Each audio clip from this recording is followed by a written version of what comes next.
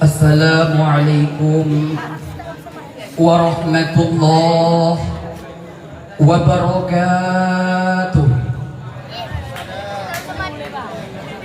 Nahmaduka ya man awdahtu lana sabilal hidayah wa azahtu an basairina ghashawatan ghiwayah wa nusalli wa nusallim ala man arsalathu syahidan wa mubashiran wa nadhira wa da'iyan ila Allah bi'idnihi sirajan munira.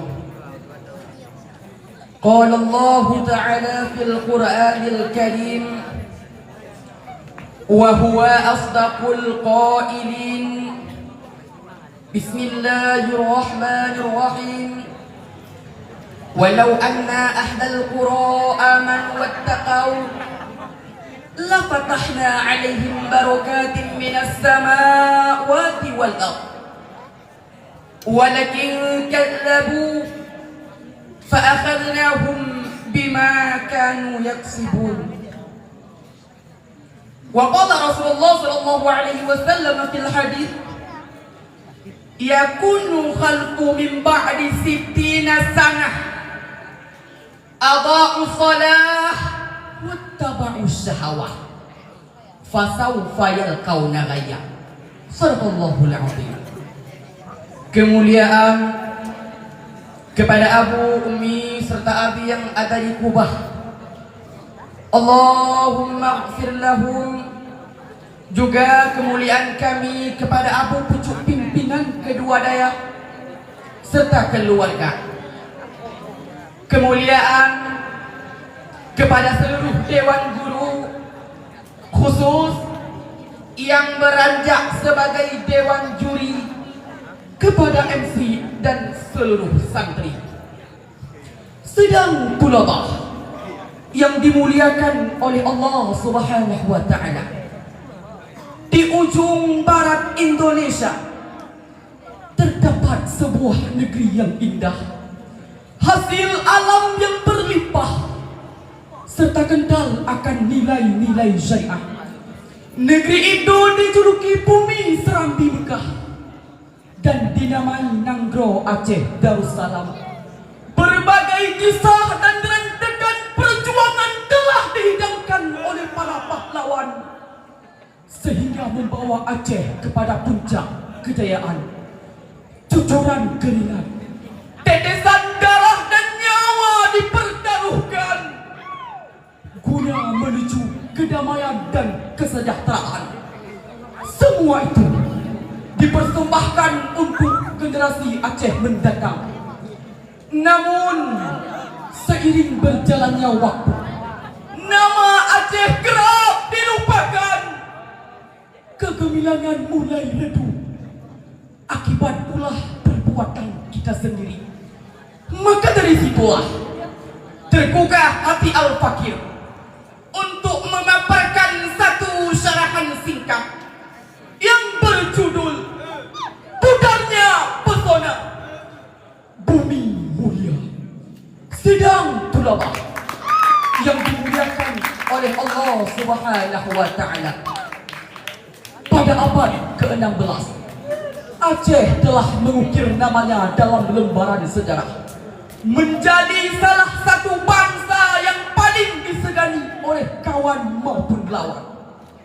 Tercium kegemilangan tersebut sampai ke tanah biru dan negeri Paman Sam, membuat gentar para penjajah.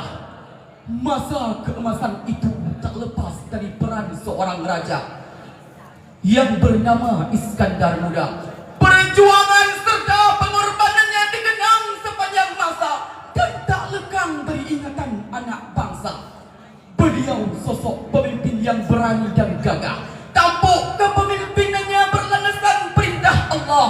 Etikanya tak lepas dari apa yang diajarkan Rasulullah. Ia tak membiarkan rakyatnya dalam keadaan melarat dan susah. Kebijakan yang diambil jelas dan terarah. Ia tak segan-segan menghukum orang bersalah. Bahkan sang belahan jiwa sendiri pun mati bersimpah darah akibat melanggar perintah Allah.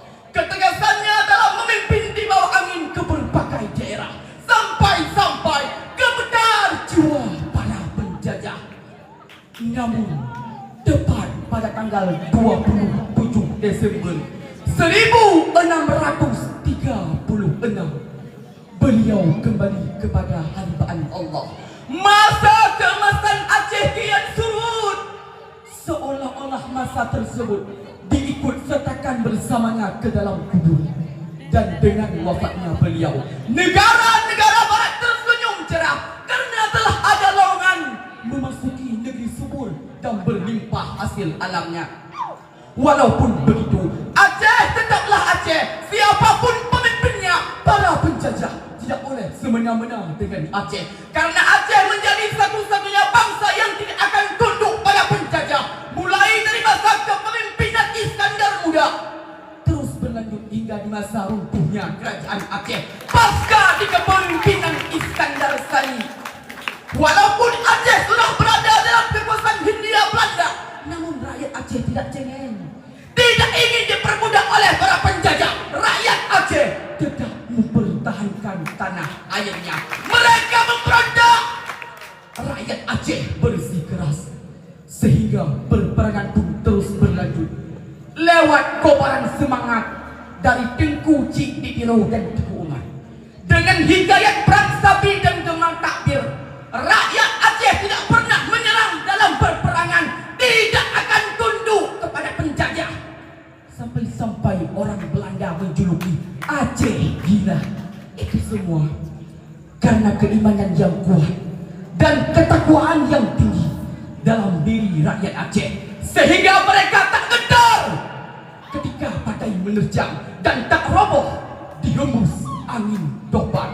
Sidang tulabah yang dimuliakan oleh Allah Subhanahu wa taala.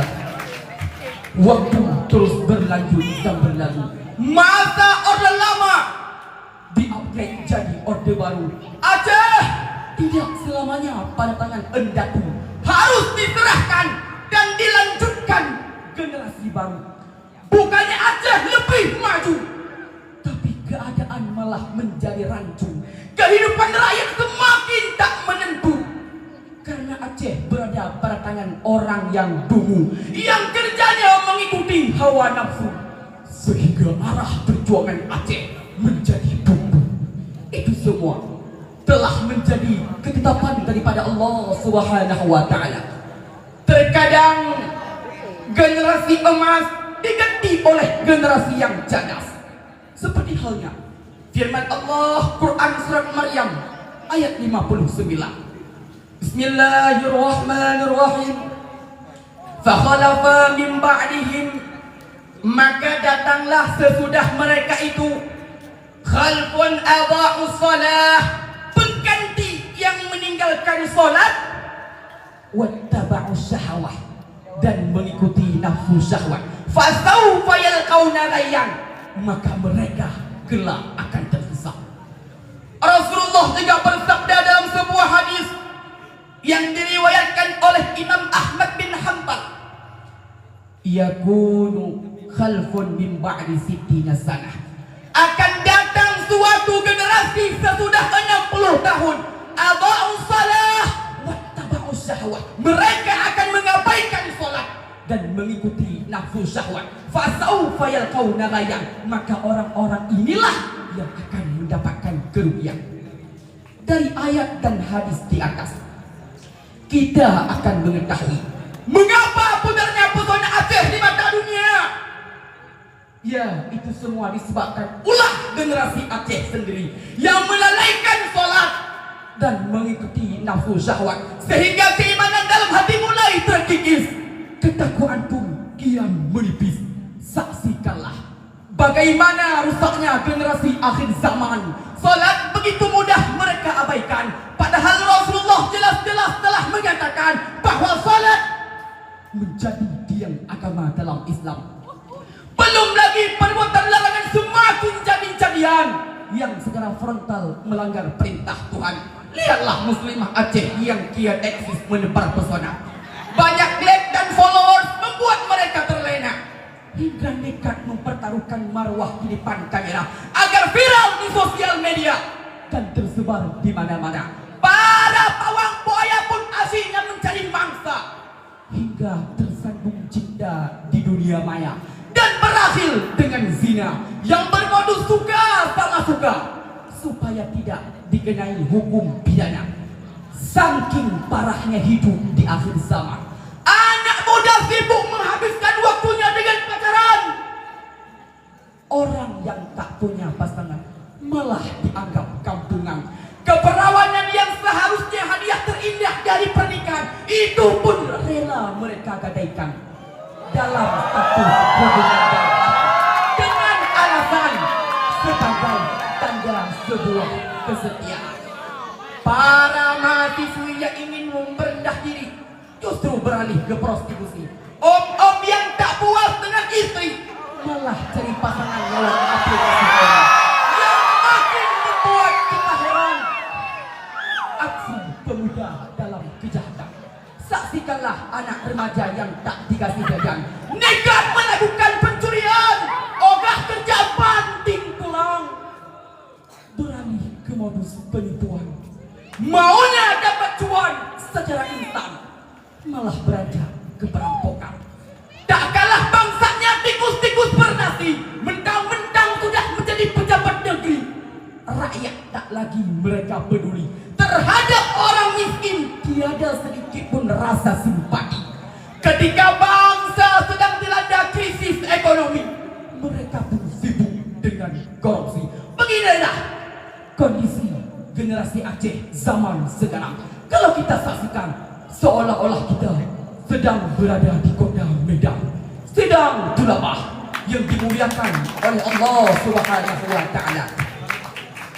Jika kehidupan rakyat Aceh selalu dalam penyimpangan dan keadaan Aceh seperti ini terus berkelanjutan, jangan harap Aceh akan menjadi sorotan dan bisa bersaing di kancah internasional seperti di waktu silam. Bukankah Aceh mempunyai slogan? Aceh adalah bangsa paling unggul di dunia. Ketika founding father kita mengucapkan slogan tersebut, bukan untuk bercanda, bukan sekedar kata-kata, tapi mereka bertanggung jawabkan dengan bukti nyata, sehingga Aceh diakui dunia sebagai wilayah paling kuat di Asia. Dari sektor ekonomi, Aceh menjadi pusat perdagangan paling krusial dan istimewa karena letaknya strategis di jalur Selat Malaka. Hasil alam yang berlimpah ruah membuat Aceh jadi magnet bagi pedagang dunia. Sedang tulabah yang dimuliakan oleh Allah Subhanahu wa Ta'ala. Dari revolusi yang telah kami paparkan, bisa kita uraikan yang bahwa mulai daripada abad ke-13 di bawah kepemimpinan Merah Sulu yang dikenal dengan Malikus Saleh, hingga beranjak kepada abad yang ke-16 di bawah kepemimpinan perkasa alam yang dikenal dengan Sultan Iskandar Muda, di mana Aceh mendapatkan kejayaan yang begitu gemilang, syariat yang berjalan yang berlandaskan sunnah dan Al-Quran. Namun sayang beribu sayang, Aceh pada hari ini dipertontonkan dengan berbagai macam kemaksiatan. Maka oleh sebab itulah, mari kita kembalikan Aceh ke masa kejayaan dengan meningkatkan iman dan takwa kepada Allah. Karena Aceh menjadi bumi yang paling disegani oleh kawan dan ditakuti oleh lawan. Buminya menjadi bumi yang indah, hasil alam berlimpah ruah, kehidupan masyarakat penuh dengan berkah. Itu semua karena iman dan takwa kepada Allah. Seperti firman Allah, Quran surah Al-A'raf ayat 96. Bismillahirrahmanirrahim. Walau anna ahlal qura amanu wattaqau. Bila seandainya sebuah penduduk negeri mereka beriman dan bertakwa kepada Allah,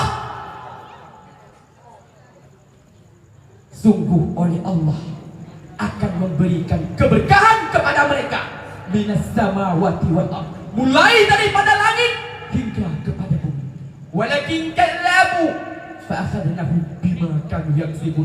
Namun bila seandainya mereka mendustai ayat-ayat Allah, maka ingat Allah akan melaknat mereka sesuai terhadap apa yang telah mereka kerjakan. Sidang tulabah yang dimuliakan oleh Allah Subhanahu wa Ta'ala. Hadaina Allah wa iyyakum ajma'in. Wassalamu alaikum warahmatullahi wabarakatuh.